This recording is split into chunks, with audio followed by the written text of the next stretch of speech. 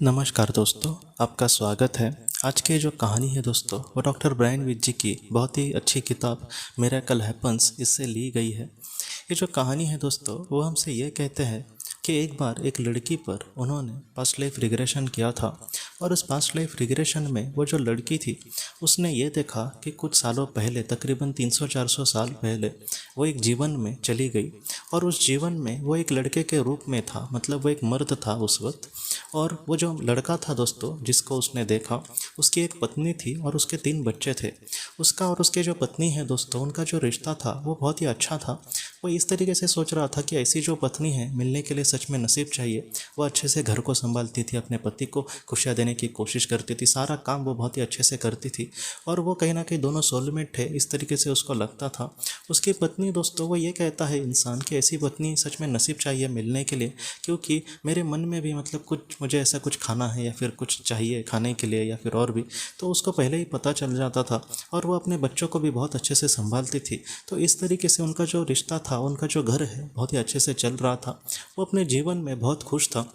वो ये कहता है कि मेरी जो आर्थिक कंडीशन है वो इतनी अच्छी नहीं है, लेकिन फिर भी मेरी जो पत्नी है वो बहुत ही खुशी से मेरे साथ रहती है। जो भी चीज़ें हैं उसमें ही कहीं ना कहीं बहुत ही खुश रहना, ऐसी वो थी। कभी किसी से मतलब अपने पति से ये मांगना वो मांगना, उससे भी मतलब रूडली बात करना, इस तरीके से वो कभी भी उसके साथ नहीं करती। वो जो इंसान था अपने जीवन में बहुत खुश था। और ये वही यही सोचता था कि अपने जीवन में मैं कहीं ना कहीं किसी को मतलब नज़र ना लगे, इतनी अच्छी मेरी ज़िंदगी है, मैं अपने जीवन से सच में बहुत ही ज़्यादा खुश हूँ।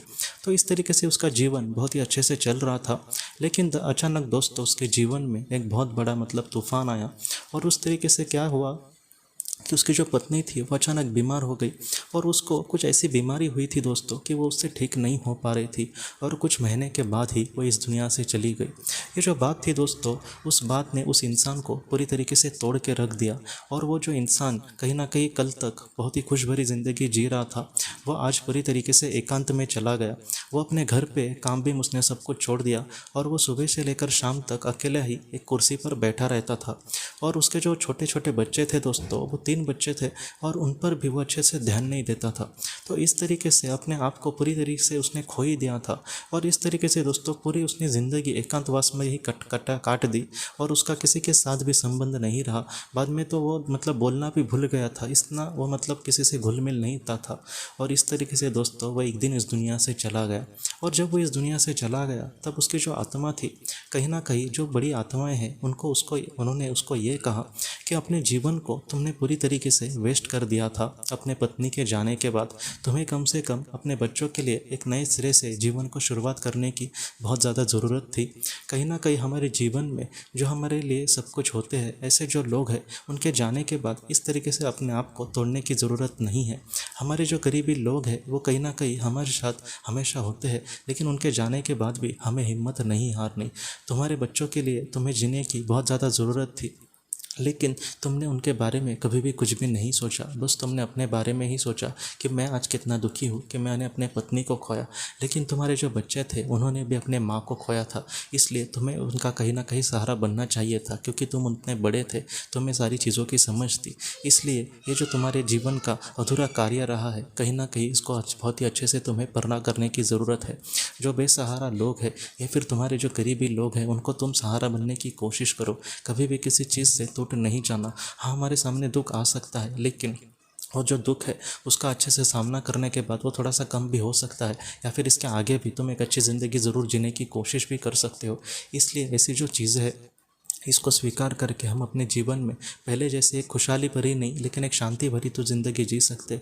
इस तरीके से तुम्हें अपने कर्म को करना चाहिए। और इस तरीके से आज वो महिला है दोस्तों, और उसके अपनी जीवन ये मतलब इस तरीके से चल रहा है। और कहीं ना कहीं उसका उस जीवन में उसने जो भी चीज़ें गलत की थी या फिर जो भी चीज़ें सीखे थी उसने उस जीवन में, उसको आज बहुत ही अच्छे से वो पूरा करके अपने जीवन में आगे बढ़ रही है दोस्तों। ये जो कहानी है कहीं ना कहीं हमें भी यही सीख देती है कि हमारे जीवन में भी कुछ ऐसे पल आते हैं कि जहाँ पर हमें अभी जीने की इच्छा नहीं रहती, हम कहीं ना कहीं अपने किसी करीबी इंसान से समझो दूर चले गए या फिर वो हमसे दूर चले गए, तो ऐसे वक्त में हमें बहुत बुरा लगता है। ऐसे लगता है तो कि जीना अब किसके लिए। लेकिन हो सकता है कि हमारी आत्मा ने किसी एक उद्देश्य के लिए ऐसे पल का निर्माण किया होगा हमारे सामने। इसलिए इन सारी चीज़ों को दोस्तों कहीं ना कहीं उसमें ही डूब जाना या फिर कुछ भी निष्क्रिय होकर रहना इस इंसान के जैसे, ऐसे नहीं करना। ऐसा कोई भी रास्ता नहीं है कि जहाँ से कुछ भी हमें मार्ग नहीं मिल सकता। हो सकता है कि ये जो सारी बातें हैं वो हमारे जीवन का एक कहीं ना कहीं उद्देश्य को बहुत अच्छे से पूरा कर सके। जो भी चीज़ हमारे जीवन में होती है दोस्तों, उसके पीछे कुछ ना कुछ ज़रूर वजह होती है। बस वो आज हमें नहीं पता, लेकिन कल हम उसके बारे में बहुत ही अच्छे से चीज़ें ज़रूर जान पाएंगे। इसलिए मैं आपको भी यही कहता हूँ कि अपने जीवन से, जीवन के किसी भी दुख से हमें नहीं घबराना, जीवन के किसी भी दुख से हमें दूर नहीं जाना। आप कहीं ना कहीं अपने जीवन में आगे बढ़ने की कोशिश करो। हो सकता है कि आपको आपके बहुत ही अच्छे से सवालों के जवाब भी मिले और आप अपने जीवन में बहुत ही शांति भरी भी ज़िंदगी जी सके। दोस्तों, कभी भी किसी भी पल में आप हिम्मत मत हारना। ईश्वर हमेशा आपको साथ दे और कहीं ना कहीं आपके जो अपने हैं वो भी आपको बहुत सारा आशीर्वाद दे और आपको आगे बढ़ने के लिए मदद करें। ये दिल से दुआ दोस्तों। तो दोस्तों, हम अपने अगली वीडियो में मिलते हैं। आप अपना, अपने परिवार का ख्याल रखना। आपका बहुत बहुत धन्यवाद।